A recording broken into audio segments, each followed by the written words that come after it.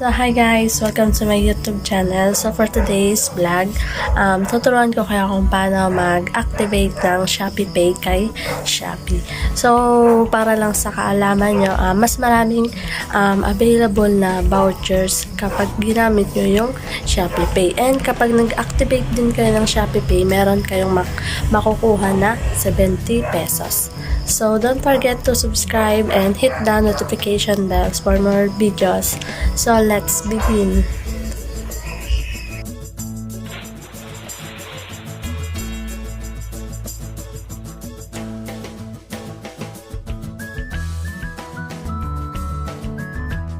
So first time ko lang din to, and siguro magdali lang naman to. I-on the spot ko na kayong tuturuan. So ayan, nandito na tayo sa Shopee. Ayan, sa ibaba, meron tayong daily discover, feed, Shopee live notifications, and me. Click mo lang itong katabi ng notifications, yung me, yung tao na to. Click nyo lang. Then, yan na yung makikita nyo. Then, ito sa ibaba na to, yung may wallet, may nakalagay dito tatlo.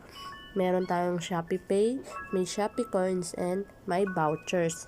So, nakikita nyo yung Shopee Pay na to, ito, nakalagay activate. So, i-activate natin to para gumana yung Shopee Pay natin. So, let's try.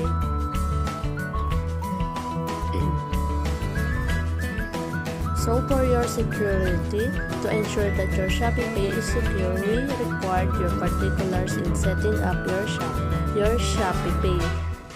Set as Shopee Pay.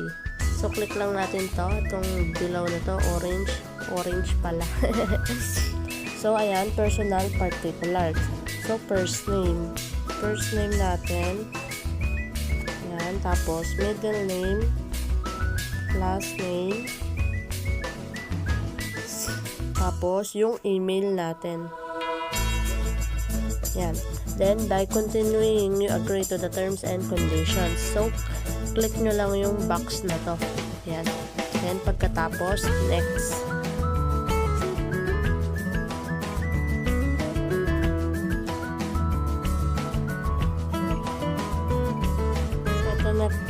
Nag-text na si Shopee Pay.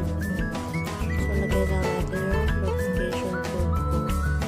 4643. So, click lang natin itong continue. Yan. For your safety PIN. PIN cannot be consecutive or repetitive numbers. Don't use your own or your family members. Not your bank account or PIN. Kung malaman mo na yung PIN ko.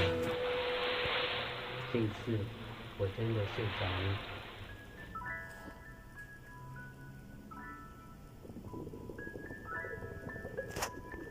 Tingnan natin, mamalimutan ko.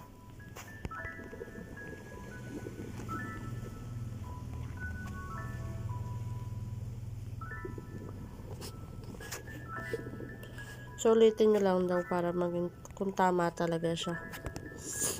Yan. So, nakalagay na dito, remember fewer passwords and get greater security with fingerprint authentication. Shopee Pay does not store your fingerprint. You can update fingerprint authentication settings anytime in the Shopee Pay settings update. So, use fingerprint. Paano ba to? Yan. In order to use fingerprint authentication, we need your authorization first.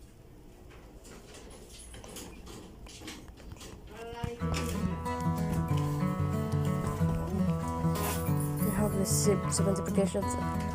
So, nakatanggap tayo ng 70 pesos bonus dahil lang na-activate natin yung ating Shopee Pay. So, okay lang natin to. Click lang natin yung okay.